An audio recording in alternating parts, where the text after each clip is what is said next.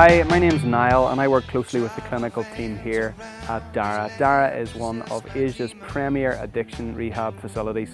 Demons just won't let me be. So what is holistic treatment? The word holistic gets bandied around a lot and it is often misused in a new age context. But here at DARA, we use the word holistic treatment in the correct sense of the term, in the evidence-based way. So holism in good quality therapy is not some mystical term.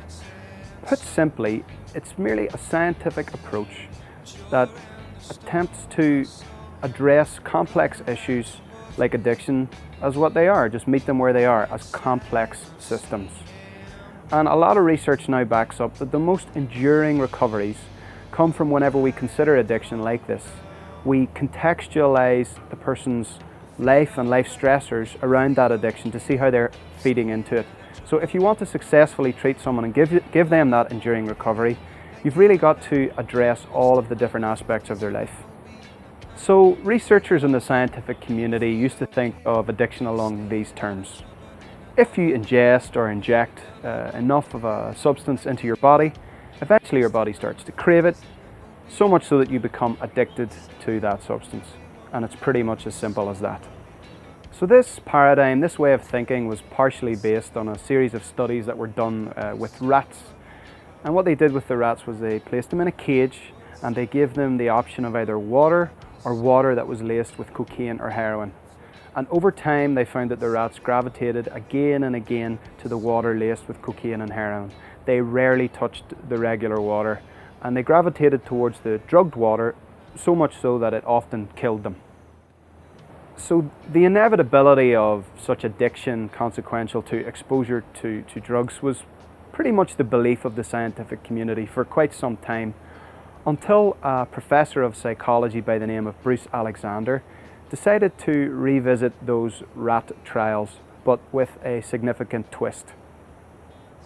So Bruce realized that these rats in the previous experiments, they didn't have much of a life. They were basically placed in this very small, stark cage with nothing to do, and all they really could choose was either to drink the normal water or the water addled with drugs. So the most important thing he realized also was that they were there alone. They had absolutely no company or ability to socialize with other rats. So imagine that, put yourself in the rat's position. If you were placed in a room, basically solitary confinement, and you had a choice over many, many years to choose between water and water laced with cocaine and heroin, would you perhaps gravitate towards one or the other? So Bruce thought, I wonder what would happen if we gave the rats a bit more of a life. So he created what came to be known as Rat Park. He gave the rats everything that they could pretty much dream of. They had coloured balls to play with, tunnels to run up and down, food, and most importantly, other rats to socialise with, to play with, and do the obvious with. And then they also placed the drug-addled water and just the regular water in there. But here was the interesting twist, the interesting finding from the experiment. This time, the rats very, very rarely gravitated towards the cocaine or heroin-laced water. In fact, they much, much preferred the regular water. They never compulsively drank the drugged water, and they never died. So, a very interesting finding, you might say, but that's for rats and humans aren't rats. But these studies were done in the 1970s and they gave birth to a whole wave of research to try and generalize these types of findings to the lives of humans. And the jury really isn't out. If we provide humans with a life that allows them to reconnect with the things that they love, with friends and family, and to have a purpose for living, as opposed to basically being placed in the equivalent of a rat prison as opposed to a rat park, then when they have all these other things to focus on and contextualize in their life, addiction becomes much less likely and enduring recovery is possible. So why have I told you this little story about rats?